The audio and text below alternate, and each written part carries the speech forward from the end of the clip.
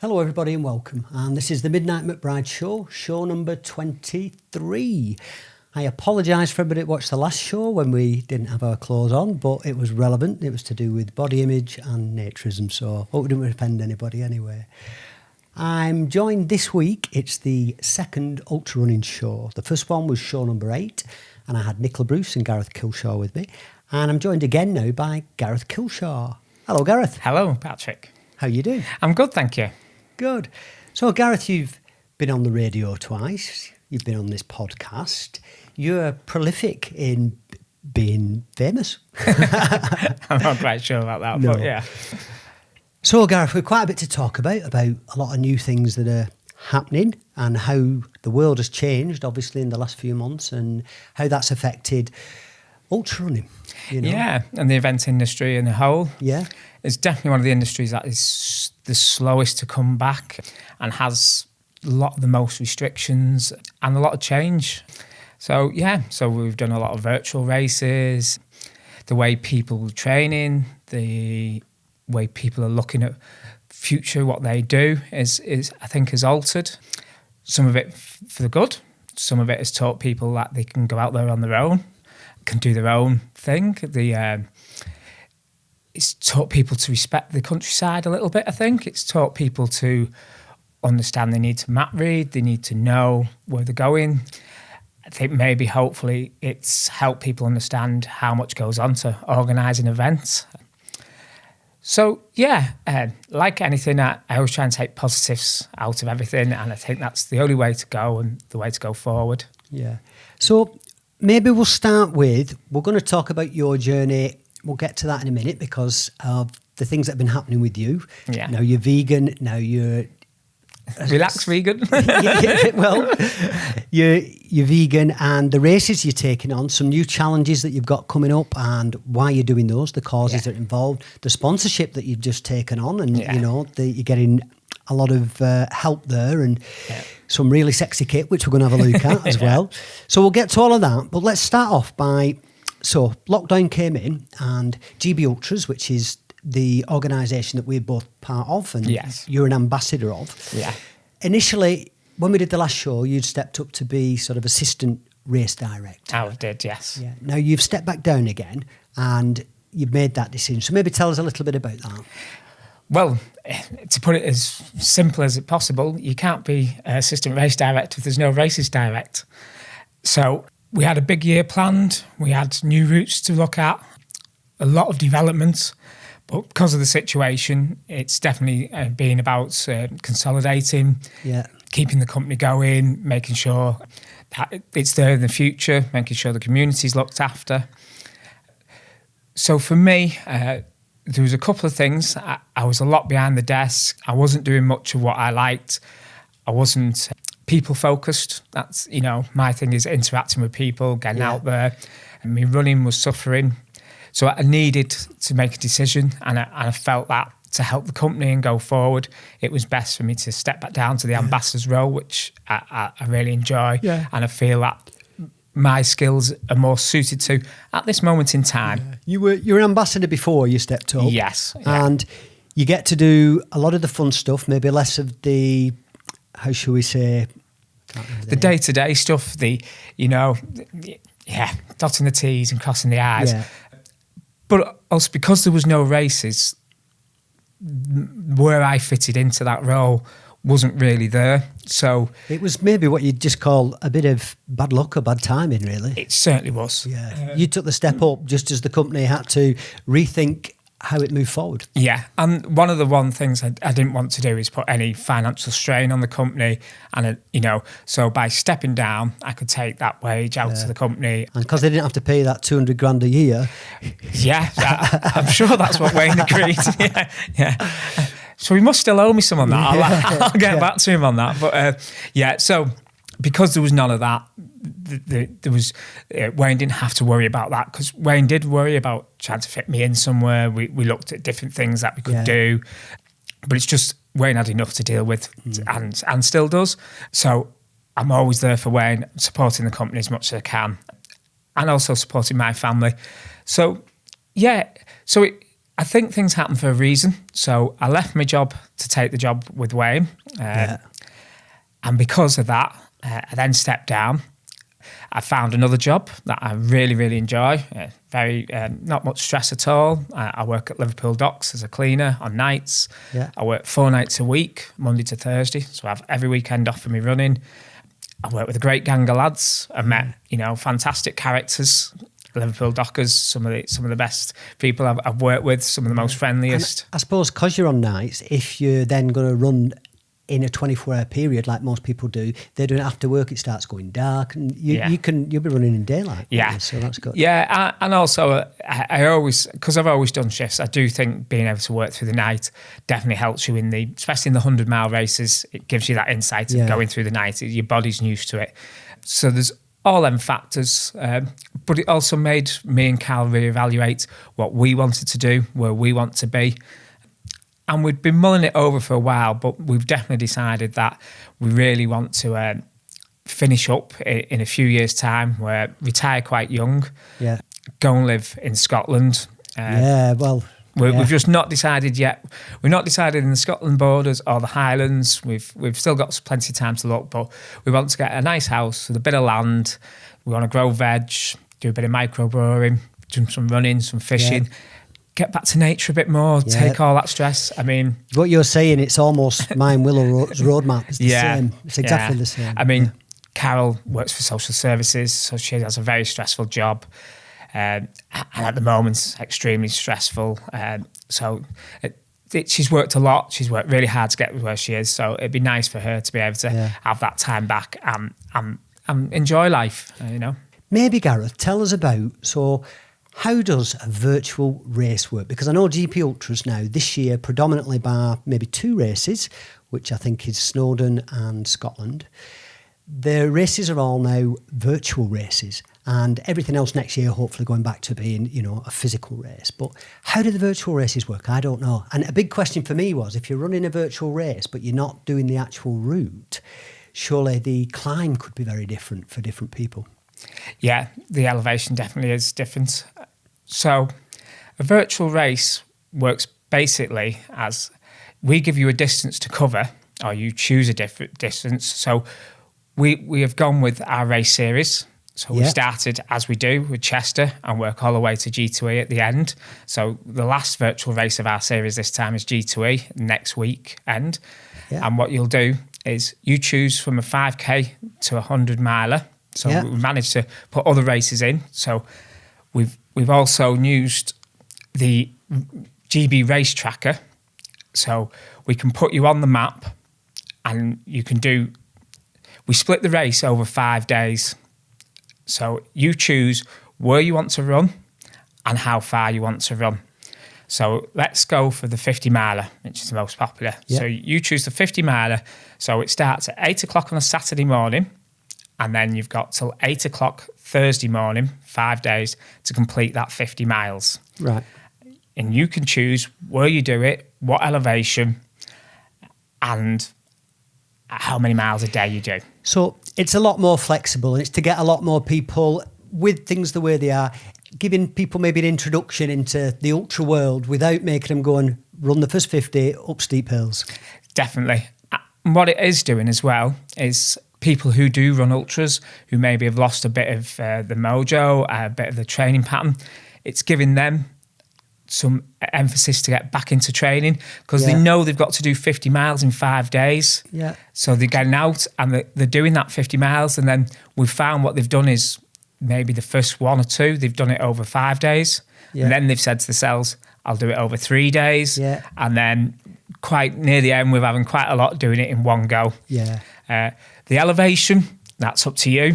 It's something that we will work on maybe as going forward. There might be more points if you do elevation. It has lots of... I mean, you can make it as hard or as easy as you want. You can do the M2L route and you can do it flat. Yes. Or you can do the Snowdon route. You can do whatever. Yes. And so I suppose that's good, because you impose the difficulty yourself. It's a personal challenge, isn't it, Yeah, and going forward, that's a way that we could change them up a bit and add it in.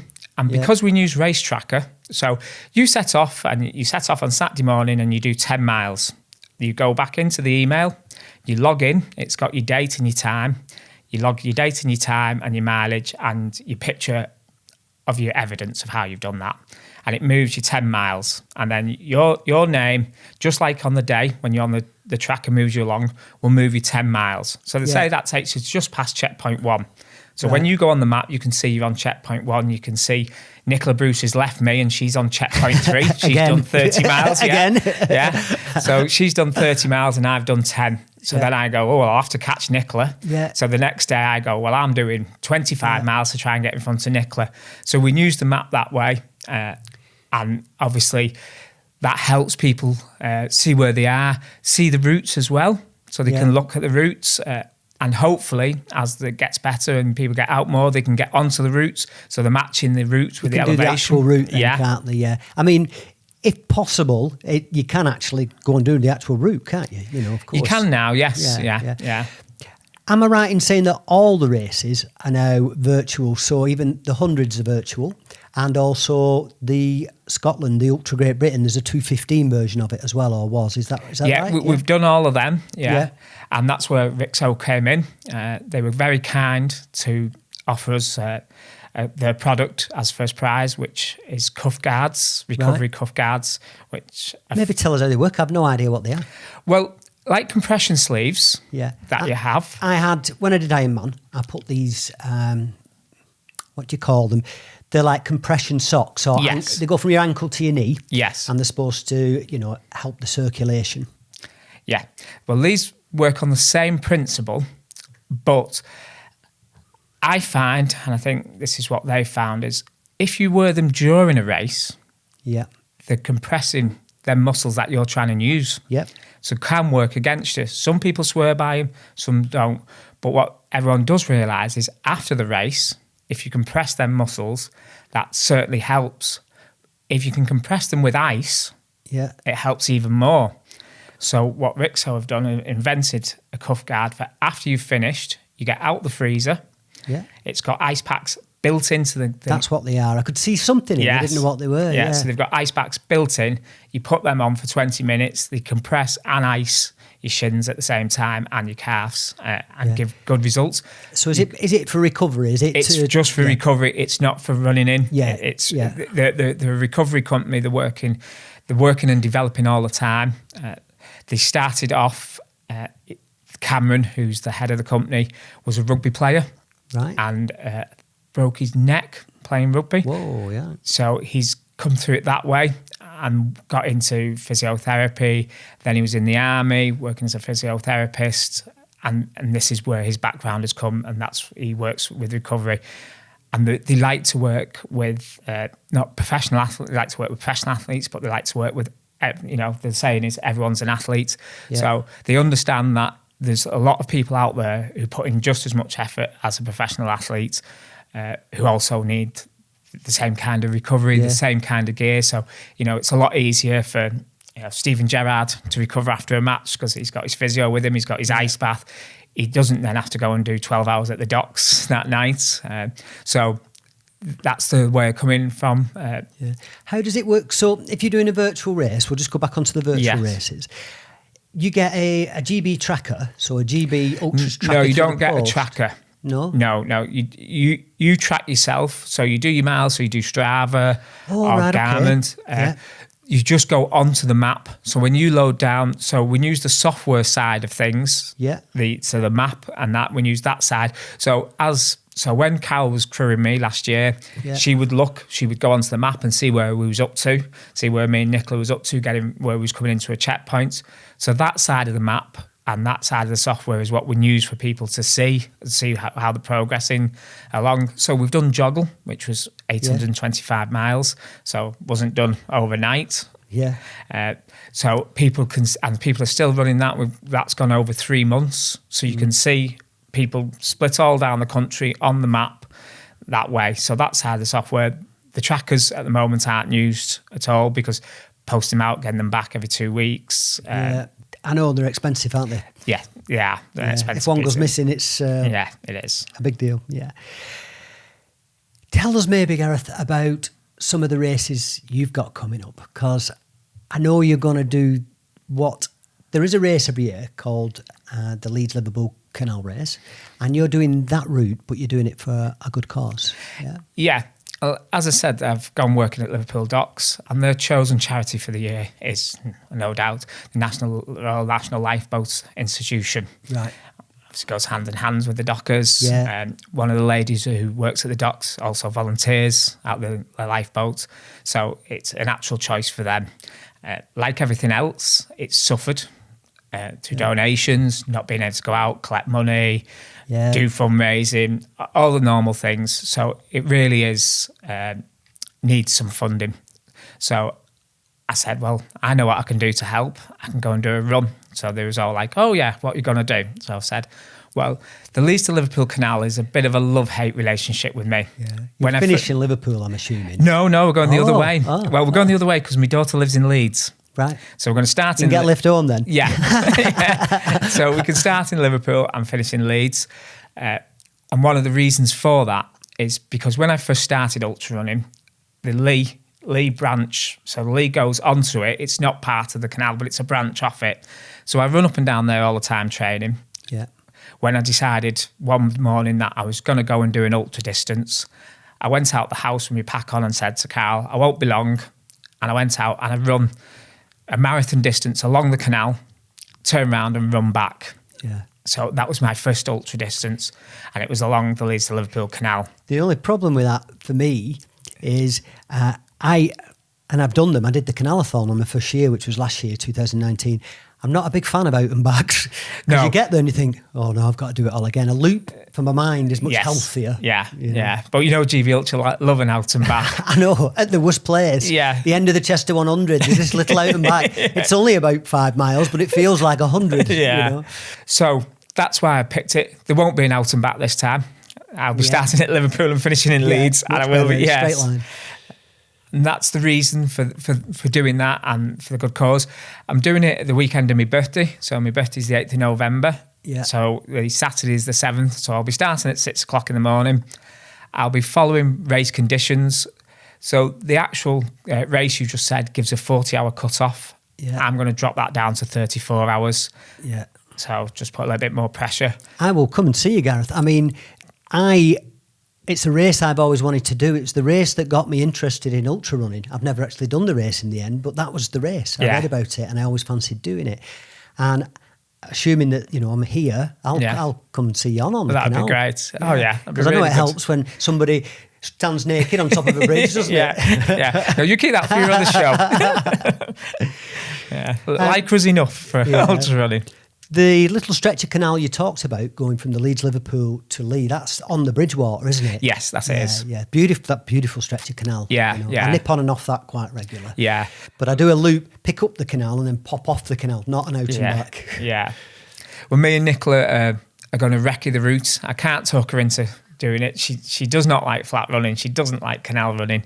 So she's going to crew me with Carol. So them two are going to probably go off and have cream teas and stop at pub lunches. Forget to crew you, miss you at the checkpoint.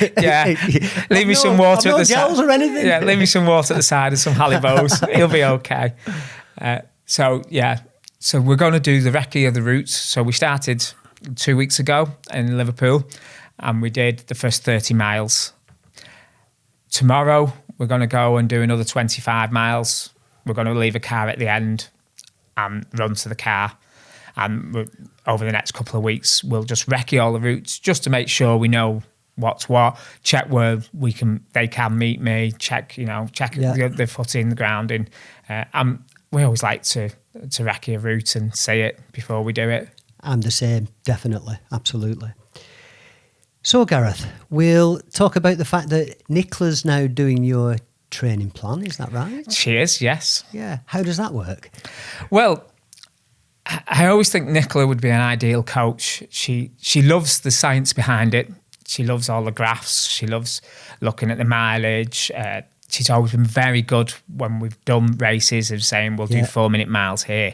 We'll be at this point by this point, roughly planning. All last year, she had all the checkpoints down. She basically planned what we would do, what bits we would do at the night. So she's very good at that side of things. me and Cal really think she'd be a really good coach. So it's one of the things that we're not pushing her, but one of the things we're helping her work towards. So later on this year, she's going to do a run leader course, which is the first step. Yeah. So she's going to do that, and then hopefully she will go on and complete her coaching. So nobody knows me better running wise than Nicola, and so I was looking for someone. I've never really had a coach. I've just always done it myself. Yeah. And with new stuff, looking at things in a different way, I thought, well, yeah, and I thought it'd help Nicola if she could pick it up. It has. It's turned her into this kind of monster. She's she's sending me training plans through and insisting I've had to go out and do interval running this week. You've got to run 24 miles before 12 o'clock today, but it's Sunday. Yes. Yeah. No fry up for you, Gareth. No. Well, you know me, I don't mind the long runs. She's scrapped all them in the week and she's gone for interval training. So yesterday I went out and I did a 15-minute warm up and then 3 minutes as fast as I could, followed by 3 minutes recovery, doing that 6 times. So I got down to 7-minute miles, 7-minute mile pace for me, 3 minutes as fast as I could. Repeated that 6 times and then a 10-minute cool down, jog home, which seems easy, but it's not. I don't think it's easy. No. I'm very comfortable at 10-minute miles. That's what I like to run. I can do 8.5, 9-minute miles for quite a long way, but certainly when I get into, once I've done my first 10 or 20k, I fade fast then. If I drop down to 10-minute miles, I can sustain that for a long time. And that's the secret of ultra running, isn't it? And if we're doing a 50 or a 100, but certainly in a 50 anyway, if I drop down to 11-minute miles, I'm very comfortable. That's my very comfortable pace for a very long distance. Yeah. Well, there's 2 trains I thought. One is either to improve and get faster, you need to do these intervals. And the other thing is that Nicola just wants to see me in pain. Yeah. I'm not sure which one it is. Yeah. But yeah. Yeah, Gareth, Nicola has actually done the 215-mile Ultra Great Britain. She's never mentioned it to me. Really? And Nicola's also been a guest on the radio with me as well, on Salford City Radio, and we did a good show there. I enjoyed that. Maybe now tell us about, last time we spoke, you'd become a vegan and a vegan athlete. Now, the reason I mention it is because we recently had a lady on who's Miss Great Britain, a bodybuilding champion, and she's also a vegan athlete, which surprised some people. And we now know that being at the top of your game in various sports, even ones where you're putting muscle mass on, certainly in endurance sport as well, it can be done, and I'm seeing it a lot now, as a vegan. It certainly can. I have to say I'm a bit laxed on the vegan. It's tough, isn't it? Yes, that's the reason. It's tough, and also we've been away recently, so we went to a lovely hotel. I love it. Come on. So it was a Michelin star hotel. Yeah, we had a fry up, surf and turf. We went to relax after a very long time being in lockdown, being working non-stop. Yeah. So we needed to relax. So we went and they do a taster menu, 10 courses. So I was like, actually, I think I'm going to have the normal menu. Carl went with the vegetarian menu. I went with the normal menu. And since we've come back from that, some of it's creeped back in. But really, so I'd say about 95% I'm vegan. But I'm not being as harsh or as strict on myself, because you've got to enjoy what you do. And sometimes just finding that odd bit to go with a meal, or if you go out to find something, especially if you're not going somewhere that's so specialist, to get a nice vegan meal is hard. So yes, I try and live as much as that way as possible, but I'm not as strict with it. Yeah. I was a vegetarian for a while, and then I became vegan. And then now I call myself, and a lady I know very well called Becky Jones uses this term, a flexitarian. Right? I think I'll have that one. I eat fish all the time. Yes. So I'm not a vegan because I eat fish. And I probably have meat. It might be once a month. It might be once every 6 weeks or so. But I do have meat occasionally. Yeah. And I'm okay with that. Morally, I struggle a little bit with it because, there are aspects of that I don't agree with. But because of the amount of running I do, and like I said, I've been going out and throwing out between 13 and 18 miles 2 or 3 times a week on my own. That's sort of my regime.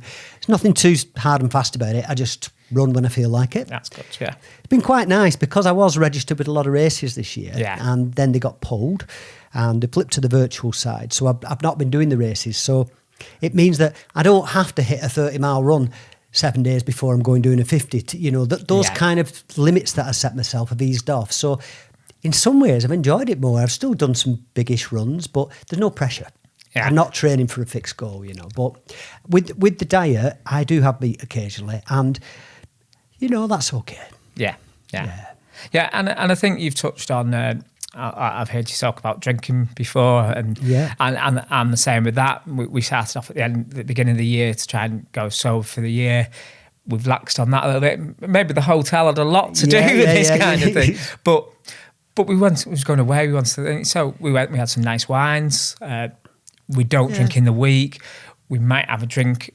So Nicola's coming this weekend, but we're running Saturday and Sunday. But then on Sunday we're coming home. We're going to have a nice meal. We might have a glass of wine with that. But moderation. That's all. Yes, definitely. Yeah. I think everything in moderation is right. And calling yourself a vegan or I don't drink, this kind of thing, because I used to say to people I don't drink, and now I tell them I drink occasionally. And this year I've got drunk twice, and that's usually, I only do it twice in a year, and I've already done it. Yeah, so, and it's cheaper though, isn't it? When you well, yeah, but that's okay too. It's moderation. I drink, if I feel like having a pint, I will. It's not very often, very occasionally.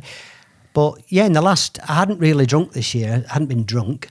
I'd had we've been out with Willow and I had a fruit cider twice. And then the last, I think, 6 weeks, I've been drunk twice, And by drunk, that's 4 or 5 pints, and I'm drunk. So what? Yeah, exactly. What I mean, I probably won't drink again for a long time. But I hadn't seen some friends one of them for 20 years. Right. And we went out and I loved it. Yes. It was nice. And that's it. It's, as long as you're enjoying it, you're not hurting anybody, it's not hurting you. Then, as you say, everything within moderation. I definitely think that. But to go back and touch on your point about the races being off and that taking some pressure off, I think originally everyone was like, what we're going to do, we need to race. I'm going to run around my back garden until I've covered 10,000 miles. And you was like, please, I'll calm down slightly. But I think people really relaxed into it now. I think some of the virtual races are helping, but I think people are going, actually, I can fill my time.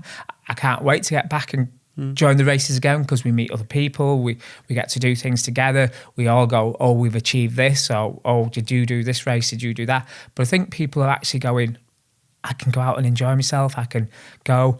Me and Nicola are taking some small groups out, doing some little runs with the community. Because of the restrictions, you can only take small numbers. Yeah. So you can only be in groups of 6. So me and Nicola come together, so that's a 2. There's a 4-year waiting list then. Yeah. But we've done one every weekend for the last 3 weekends. Straight away, as soon as we put it up online, people jump on it. We're getting different people though. We're meeting different people out of the groups. We're going to be a bit more interactive with them because when we've got a group of 20 people, we can either have one person who dominates your time because they want to talk to you. They've got hundreds of questions to ask you. But when you've got a smaller group, you can move around the group a lot easier. You can speak to people. So it's a social thing and it's lovely. I think it's good for everybody's physical and mental health. Yes, definitely. And I think that's a thing that we will continue. A bit like the virtual races, GB Ultra will look to continue them in the winter months when people need them for training and stuff like that.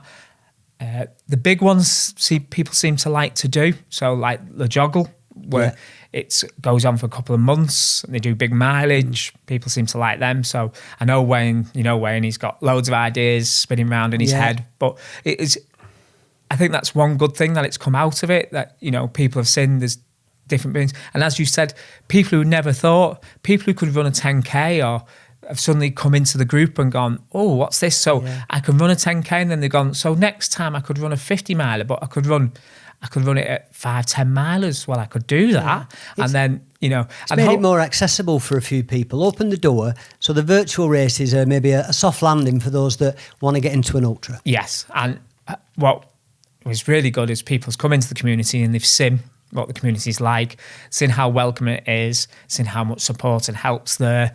So people are really saying some really nice things about the community when they're coming in. They're feeling welcome. The community's working well as a whole, supporting each other. It's with the virtual races, they've done a lot of support to help in different charity organisations. So it's been a really good, positive outcome. And, and that's the best thing, isn't it, for everyone? If out of, I think maybe GB Ultras financially, like all businesses, especially if it's a social thing, has suffered with everything that's gone on. I know I have, there's lots of people have. But the community is probably stronger than ever. Yes, definitely. And the community has really supported GB Ultra. They've gone online, they've bought stuff from the shop. They've been very understanding about the cancellation of races, about the deferral programme, about having... They've worked with us. We couldn't have asked more of them, So it's been a two-way street. So it's been really good. Yeah. I entered the Chester 50, the M2L and the Chester 100. Those are the races I'd entered before things changed. I've now got those two transferred, the 50s transferred. The Chester 100...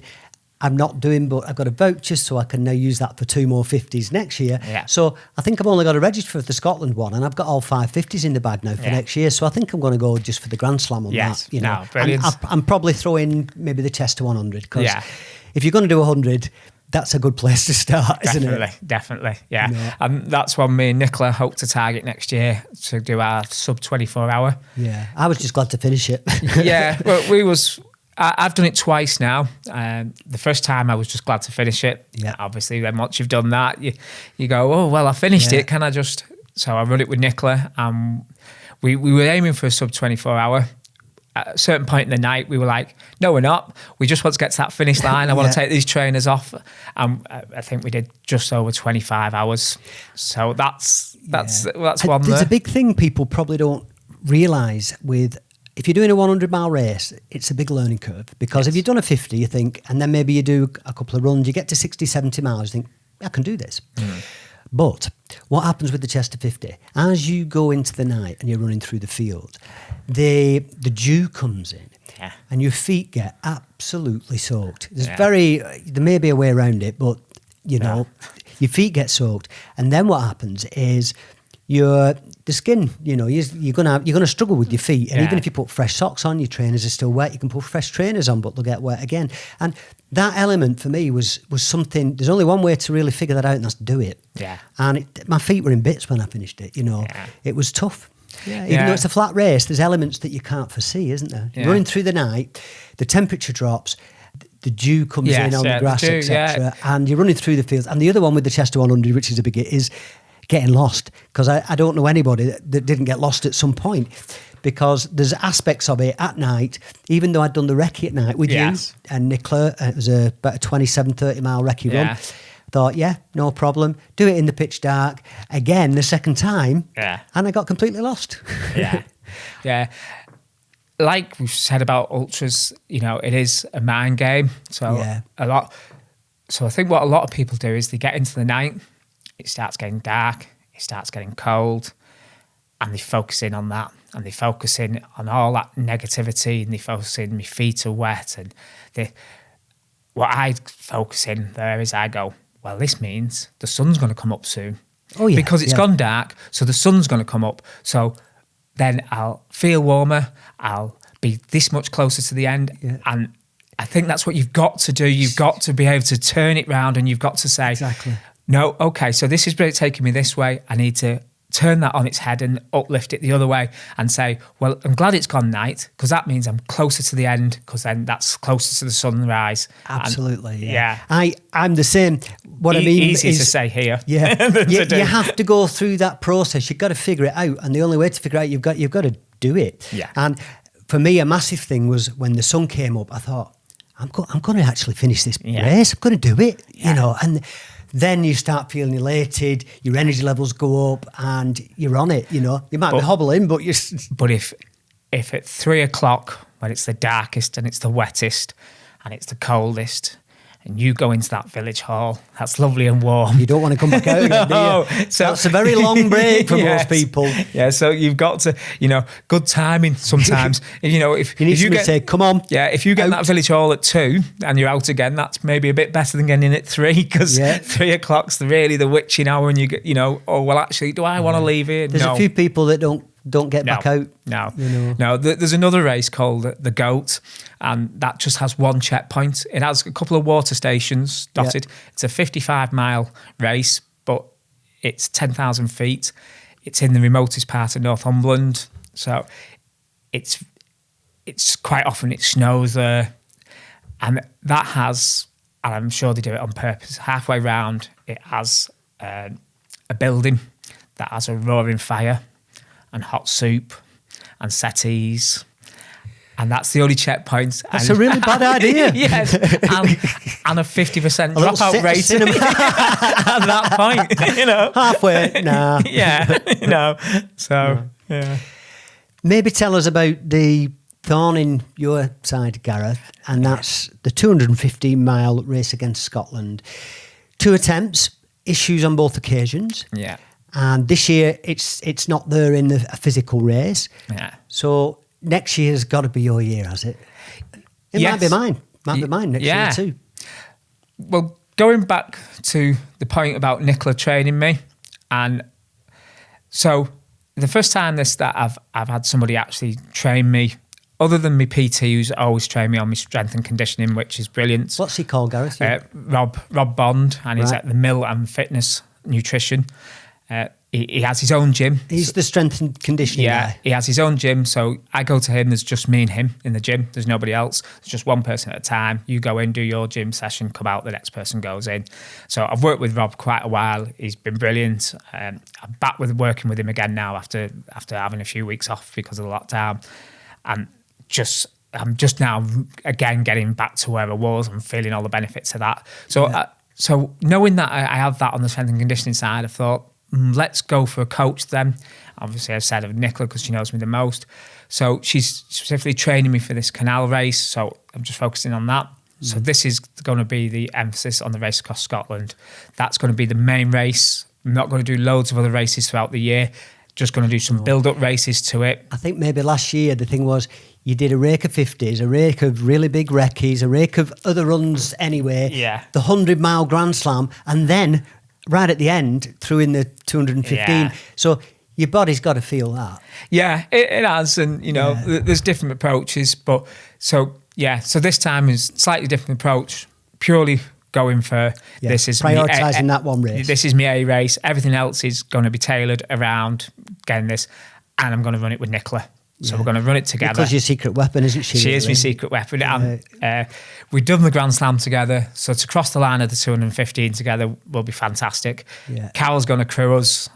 So the dream team, really. We couldn't ask for more than that. So, and they're both saying, you're getting it done now. Well, I talked about this week with somebody, and my definition of a challenge, you see, I used to do weights and I took steroids. I talk openly about that. It's part of my journey. Nothing to be ashamed of. Maybe it wasn't a great decision, but that's what I did. Then I moved into triathlon and I wanted to do the Ironman. I saw somebody do it and I realised that it was about the mind because there's people all shapes and sizes. So it's never too late, and it's not about size. It's about about the mind. Once I'd done that, some people then go back, revisit the Ironman, improve the time. And that's fine. But then for me, that isn't the criteria of a challenge, because polishing something for me isn't a challenge. It's doing something brand new where there's a good chance you might fail. And you'll go through all the emotions, experiences and tension, the adrenaline's going where you think, what have I done? I don't know if I can do this. And when you do, the sense of achievement when you've gone outside your comfort zone and you pull it off, then you start to think you can take over the world. You think, what else can I do? Because I couldn't do that, but I did it. And so I have to constantly expand and grow. So I never revisited Ironman. I did it the one time and I thought I did it fairly comfortably. It wasn't the best time, but I was in my comfort zone. I was smiling. It was great. So that's when I thought, what's my weakest discipline? It was the running. And I thought, okay, let's do that. And then I went into the ultra running. I built that up and I had tackled a couple of hundreds last year. I only finished one of them, but that was a decision. I could have gone on, but I think there would have been a price to pay for that. Yeah. So I decided not to on the Pennine 100. Now I'm starting to think I think I want to do another couple of hundreds, to refresh my mind about how difficult it is. But the 215's on my agenda now. Yeah. That has to be, and I feel I need to do that. So, like I say, maybe next year's the year I'll be doing that with you. Yeah. I won't be keeping up with you. I'll be following you. But as you're saying that, there's a girl, Tracy Ann Halligan. Yes, Tracy. She's friends on Facebook with me. Yeah. She's a very good runner, but does a lot of flat running. So she's done the M2L. She lives on the Trans-Pennine Trail. Yeah. So she does all the training on there. So she's wanting to step up and do other races. And me and Nicholas spoke to her, we're good friends with her. And we keep saying to her, you need to get out and do elevation. You need to get out and do elevation. Yeah, I will. And she goes out and she runs 50, 60 miles a week, Trans-Pennine Trail. Come on, Trace, you need to come out and do elevation. So we've got her up River a couple of times and she's like that. Yeah. So we took her up Snowdon 2 weeks ago. Yeah. And she absolutely, at the top, she was quite scared because she's a bit scared of heights. She did brilliant getting up there. When you get to the top and it opens out and you actually go, oh, wow. yeah. Where I'm going, oh, now look, Tracy, isn't this beautiful? She's like, oh. Yeah. But she went to the top, she's seen to the top, and then she come down. She absolutely loved it. Yeah. And it's opened a whole new world. But as you say, so she's an accomplished ultra runner.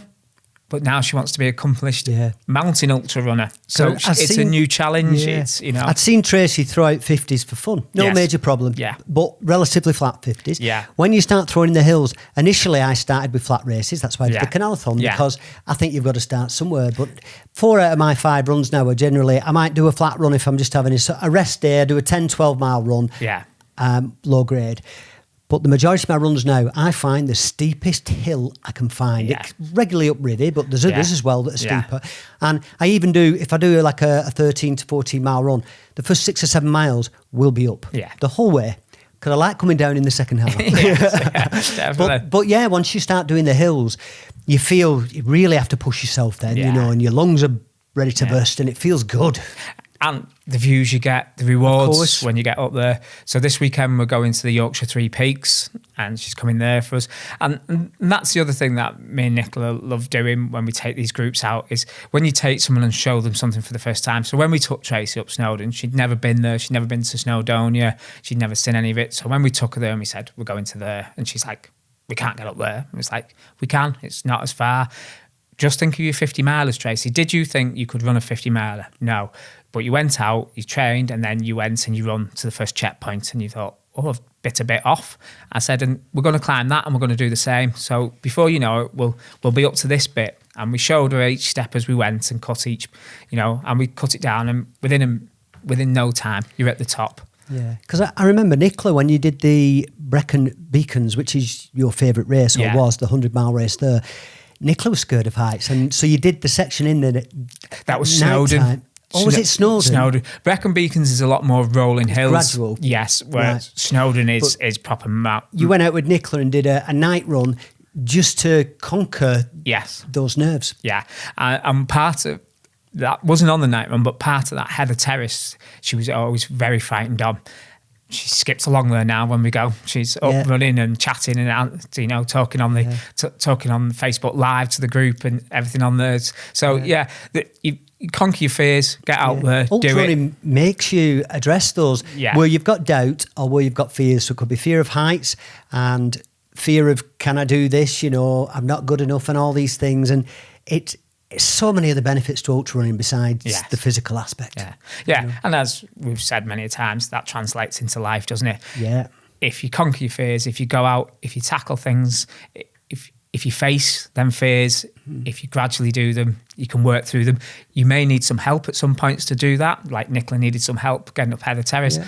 Quite a few times I've had to hold her hand as we've gone up some bits or like guide her in the way. Now she's like, we'll go up this bit to it. It's just, it translates, doesn't it? For me, I preach meditation to everybody, and it's very important and it's a great tool. But it used to be my primary go-to for my mental health, to keep me level, to keep me peaceful. It's not anymore. although it's part of my routine and there's different aspects to it, running, trail running, is my go-to for my mental health now. Last night, I had a 2-week break from running. I've been running for the last few months, doing some big miles, fairly big miles. And I had a 2-week break because I was very busy. And last night, at the end of the day, my mind was busy. I was a little bit stressed. And I knew I got to get out on the trail. So I down tools in here. And I went out and just ran 10 miles, hilly-ish, whichever. And at the end, I felt brand new again. And so trail running now, stick my gear on, hit the hills for 2 or 3 hours minimum, come back, and I'm ready again. I'm recharged. It's so important to me. Yeah, it is. Yeah, definitely. Yeah. So, Gareth, are you now still running the recce's this year? Are they happening?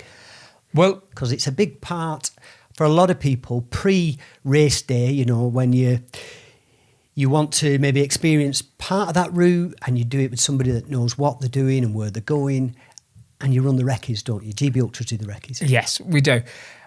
Unfortunately, we haven't been able to do. No. We did a few at the beginning of the year, then they've had to be called off, and they've been called off for the whole of the year. Right. Because there's only Snowdon left, which I would assume will get cancelled. The problem we have is in England... For the recce, you mean? The Snowdon recce? No, the race will probably get cancelled because the problem we're having is in England, races can go ahead. Yes. In Scotland and Wales, they have different legislation. So in Wales, I think you can only have 30 people. In Scotland, you can only have 10 people from 3 households. Right. So we can't possibly pick 30 people to do a race. No. You know, if we've got 200 people on the start line, we can't say, well, this 30 can do it. So on the GB Ultras website at the minute, if you go the 5th of September and I think the 19th of September, it's still scheduled for the Snowdon, and is it the Scotland race as well? Or there's 2 races that are still left in G2A, yeah. Right, there's still 2 physical races. Are they likely to go ahead, do you think, or we're not sure? We're not sure. No. We're down to legislation. If suddenly the Scotland and Welsh government say, fall in line with England and say you can put a race on, because what they're saying in England is if you've got a race scheduled, you've got the permissions in place, and it's all there, and you've done the necessary COVID strategies that you need to, you can go ahead. Is the Scotland 50, Scotland 100 not still in its physical form at the minute on the website? It is. So there's 3 races left to go at the moment. The G2E is the 3rd, right? Yeah, so they're the 3. Yeah. The 5100 Snowdon, the 5100 in Scotland, and the G2E are all still at this moment in time scheduled to happen. Yeah, and the Chester 100 at the end of the year in November. Yes. So they're all still there. We basically can't, we don't want to cancel anything until we have to cancel. So if we can put any of these events on, we will. I would say Snowdon, because we're so close, is probably going to go because the legislation won't allow us. Yeah. And any of the events, if the legislation won't allow us, we can't put it on. Yeah. It's wait and see. Basically. It's wait and see. Yeah. But as recce-wise, that means that we can't do the recce's. Obviously, the races are coming up. We normally do the recce's at the beginning of the year. So as the races season starts, we normally finish the majority of the recce's. We just put some in later. So none of the recce's will be going on this year. And then next year, hopefully, we'll be starting them back up. But we'll have to look at them, look at the legislation, see where we're up to. So hopefully we will. And that's one of the reasons me and Nicola are taking the small groups out, is to get people back out. Yeah. We're taking them on some of the routes. We will continue to do this. Probably twice a month. We'll give up our Sundays twice a month and take different groups out and try and spread that round. And obviously, as the groups can get bigger, we'll take bigger groups. Because we love doing the recce's. We love seeing the routes. I love doing the recce's as well. Yeah. The ones I've done pre-race, it's much slower pace. You get to have a chat with everybody. You ask loads of questions. Yeah. What nutrition are you taking? What mileage are you doing at the minute? Yeah. When you do this bit of the race, what time do you think you'll be doing? It's just good to be able to have that kind of knowledge, isn't it? You know, and pick somebody's brains. Yeah. I know I'm either do a lot, Gareth, at the beginning. But no, that's what we love. And again, we'll try and put some night ones on. We'll try and do as much as we can with the community to give back what they've given us. So Gareth, maybe I'm quite curious. Just show us one of the what's the term you use for it? It's a recovery cuff. Is it a compression? It's a compression. Cooling compression recovery cuff. Yeah. As packs in, ice packs in. Can also be warm. So you can microwave them so you can do hot and cold. Right. So if you need, if you had an injury and you wanted, 10 minutes hot, 10 minutes cold, you can do that with it. Yeah. I'd say the quality, what has impressed me is the quality they make, the sleeve. It's really good quality. The little touches they've thought about. So you know how hard it is to put these things on. So they brought a sleeve out and this just slides on. Ideal for skinny jeans as well. Or they're looking at doing it for wetsuits as well. Right. To help. And you just literally put that on your leg. Oh, it's a good idea. Right, yeah, I get it. Pull it in. Yeah, pull that off. Bingo. And that's it. I'll just say as well, folks, I'm promoting this because I'm very curious about it, and Gareth's been telling me the benefits after he runs. I'm receiving no money in any way, shape or form for this. We're not promoting the product as such. I'm just curious about how it works and the technology. Yeah. I believe now GB Ultras, because of we're doing the virtual races and the cash flow is going to reduce, as with all businesses in this period, that the shop's now doing quite well. And because I'd seen there's some new products come on the shop and stuff, isn't there? Yeah, that's one of the good things that's come out. We've had time to look at the merchandise. You sorted my technical T-shirt out for me as well, didn't you? Yes. Yeah. So we've had time to do that and source good product, good quality product. Wayne, it's got to be right. So it's one of the reasons it's not been done before, because we've been so busy doing other bits that it's been hard. So they've had time to put that together. It's come together really well. They've got some good quality products there. The vests are selling extremely well. Yeah. But as we're coming into winter, probably going to look at some T-shirts, especially for me. I've not normally been a vest wearer, but it's been that hot this time and they're that good. I've been wearing the vests. Yeah. But they're bringing out T-shirts, bobble hats. So, the merchandise is doing really well. The shop's set up now. It's working well. The ordering. I think before maybe it was just sort of more of just a small sideline. Now it's become more of a bigger thing. Yeah, definitely. Yeah. And I know if somebody's coming into it, it feels good when you're out running with them and you've got your GB Ultras T-shirt on or whatever. We went last week. We did some of the Chester route. We did from checkpoint 3 to checkpoint 5 and a bit of a loop. We went to Old Pale and come back and a bit of a loop round. And they all had the GB Ultra vest on, the 4 people that come with us. And it was really, it was good to see. Ultra. Yeah. And it looks good. So I know my mate, Brett Parker, as of sort of end of last year, beginning of this year, has got into ultra running. And I think he's now built up to 50s. So he's done a couple of 50s. And I believe he's just done the M2L with 4 of his mates. Yeah. And Wayne loaned him a tracker and so on, I believe. Yeah, so he put a thank you to Wayne on Facebook. Yeah. But Brett's got into this and he's got all the kit. He's got his GB Ultra gear and all this. And he's buzzing. And, hopefully Brett, now he's on that journey. Like anybody, you get to a certain point, you think, what's next? He'll be looking at hundreds. He must be thinking about them now. Yeah, definitely. 50s are difficult, but once you get a 50 under your belt, then you think, well, if I do 50, why can't I do 55? If I can do 55, why can't I do 60? And hundreds somewhere on that. Yes, definitely. Yeah, most definitely. Yeah, and touching on the tracker side, that's another area that we've expanded on. So personal trackers, so people can hire the tracker for the weekend. If people are going off doing their own route, or if they're doing a Bob Graham round, there's the ability to hire the tracker. Wayne's been very good with some of the charity work he's given the trackers. For me, for my run, Wayne's going to supply the tracker. So, I'm very lucky in that way. Yeah, it's good to have a friend in high places with trackers, isn't it? Yes, yeah. Wayne also last year went out and was seconded and asked to get involved with the Everest 135, wasn't he? Yes. Which is, I saw the pictures and the guy that won it looked like he'd died and would come back to life. He looked rough. Yeah. And unfortunately that's not going on this year.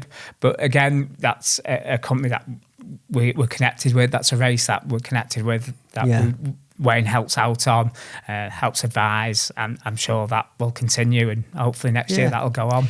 The G2E actually wasn't on the schedule last year, was it? No. It's a new race to the race calendar for GB Ultras. Yeah. And it's the end of year fun run. That's what we're calling it, isn't it? It's the 50-mile fun run. Yeah. And I'd love to do it because I'm in love with Scotland. Yes, I am. What a beautiful place. And once you get although I've been to Edinburgh on a number of occasions and I love it. Yes. And it's a beautiful place, beautiful people, lots to see. Once you get past there and you start becoming a bit more remote, the countryside is very quiet and it's very beautiful. Dark skies, you know, no light pollution. It's a beautiful part of the world. It's funny, before you came on the show today, just yesterday, I was having the exact same conversation with Willow about us going to Scotland at some point, you know, and how beautiful it is. So, Gareth, maybe just whip us through quickly the GB Ultras race calendar next year, assuming it's the same as this year.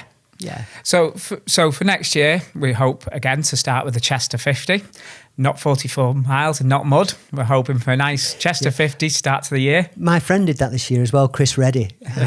He did that. I was ill that weekend. I'd what they call bonked the week before. I'd been out running and I basically collapsed, you know, because I didn't have the right nutrition, which it's a real thing. You need to be very careful. Yeah. And so I didn't make it, but Chris Reddy did it, and he said it was a mud bath. Yeah, it was. It was, but people enjoyed it. It was a bit different. So we always start with Chester. It's a nice start to the year. We like to think it's a good introductory ultra. It has a good mixture. It has a road, some nice hills in the middle, some canal, you know, a bit of everything for everybody. It's beautiful scenery as well. Beautiful scenery. So we start with Chester, then we have M12, which is the flat marathon runner's dream. It's a flat race. It's a race where people can get a really good time. Not one of my favourites because it's flat. He says who's going to run 127 miles on the canal. And then we go from M to L. Oh, you're testing me now. So Chester, M to L. Chester 100 next. Do we throw in the first 100? We do. Chester 100. Then the Pennine Barrier. Beacons. And we've got the Scotland 100 and the 50. Scotland 150 are in there. Yeah. And then at the end of the season, we've got the Snowdon 50 and 100. Yeah. And we've got G2E right at the end. Yeah. Are we missing I think everybody should do that in fancy dress because it's the fun run. Yeah. I'm not sure Scotland's ready for 200 ultra runners in fancy dress. So, Gareth, if somebody wants to look at doing an ultra race, you know, they've decided, okay, I've done a marathon, I want a new challenge, and where do they go? There's the GB Ultras community on Facebook. Yeah, definitely join the GB Ultra community. That's a brilliant first place to go. And also our website, www.gbultra.com. If you go on our website, that has the links to everything that is to do with us for GB Ultra. So there's lots of other people that do ultra running. There's lots of other ways in. But for me, if you come through us, you know, you'll be able to say, we're not exclusive. We don't say you've just got to talk about GB Ultra, you know. So people talk about other races, people think, but it's a good community, it's a good base, and I know I can personally vouch that you'll get good help and support from there. Yeah. So it's a good start. And when the recce's are running, they're all free. So you get to go and try 30% or 50% of a given route, a race that's coming up for free. Yeah. You know, and you get most definitely guidance and help. Yeah, along the way. And we'll be looking at building some of them. I know Rixo are very keen on looking. One of the things they're wanting to do is put together like a stepping from marathon to ultra. Yeah. And putting together some kind of thing that might be a podcast, or it might be, you know, it might be a document that people can refer back to. So, you know, they're on about putting different sources there, you know, a bit of nutrition, and that would go on the community page for people to look at. Yeah. So that's updated probably, well, because it's the community, that's updated regularly with all sorts of things. So stuff that maybe doesn't go on the website will be updated regularly. Yeah. But the Facebook group, all sorts of stuff goes on there, doesn't it? Yeah. So the runs me and Nicola are doing, so we'll put a post on there. So, you know, if you wanted to come on one of them, you look on the community, and then me and Nicola would say, right, we've got the next 3 weekends, we've got the Sundays free, so we're going to take you to the Yorkshire Three Peaks. Hopefully in time, we're going to take you to Scotland, we're going to take you to there. Who'd like to come? And you'd post on there. Other people in the community, just other people in the community say, I'm going to go and run the Chester route next weekend. Who'd like to come with me? and people go, oh, I'll come with you. So there's lots of interaction between the group there. Obviously, the ambassadors are on there. There's there's a lot of ambassadors. They're on there to give help and advice. Yeah, just generally, there's lots. Wayne's on there all the time monitoring it. So there's always somebody who will point you in the right direction and give you some help and advice. Yeah, and on the website as well, if you're looking at a particular route, you can download the route as a GPX file for any of the races. Yeah. Stick it on your Phoenix 5 like I use, or whatever GPS watch you use, and go and run the route yourself, can't you? Of course, So that, again, there's no charge for that for the GPX files. No, so definitely not. Brilliant. Gareth Kilshaw, thank you very much for coming on the show. Again. Thank you. Ultra Running Show number 2, the Midnight McBride Show number 23. I have a very strong inclination and feeling there will be more of these. That'd be very good. But it's been a pleasure. Thank you. As always. Thank you. Thank you. And each week I like to finish the show with a quote from a book, From Pills to Peace. And this week it is from Blaise Pascal. It's not one of mine this week. I'm going to use somebody else's because it's brilliant. And it's, all of man's problems stem from his inability to sit quietly in a room on his own. When you go ultra running and you're in a sustained period on your own, going through difficult times, there's nowhere to hide. You've got to go inside and deal with your stuff. Once you can do that and learn to be comfortable and peaceful in your own company, and you have a lot of time to think when you're running 100 miles, you then start to like yourself. You then start to figure your stuff out, and it's a really great way to deal with some of your issues. I think if you have mental health problems, go and run 100 miles. Trust me, you'll have a whole new set of problems and you won't be too worried about what else is going on in your life. You can get the book From Pills to Peace on Amazon in about 12 other places. You can get the audio book now, which is available also on iTunes, Audible and Amazon. You can also listen to the radio show every Monday night from 11 till midnight, or midnight till midnight on Salford City Radio 94.4 FM. You can follow me on Twitter, Facebook, Instagram and LinkedIn. You can also go to the website, midnightmcbride.com, and there's probably other things. Anyhow, we've also got, I'm now looking at some special projects. The first one I'm quite excited about. We're going to film that next week, and these projects are going to be a series of short videos. They're going to go out on this channel, and they're going to be the first project for Midnight Productions. And there's 3 of these projects now that are underway, and I'm not going to tell you too much about them, but we're quite excited. So they're coming shortly. Thanks for watching. There'll be another show out every single week. Please subscribe to this channel on YouTube, and this also goes out as an audio podcast on Podbean, Spotify and iTunes, but it's also now going to start going out on Amazon, Deezer and Google Play as well. So you can't miss us. Hope you've enjoyed the show. I'll see you very soon. Shalom.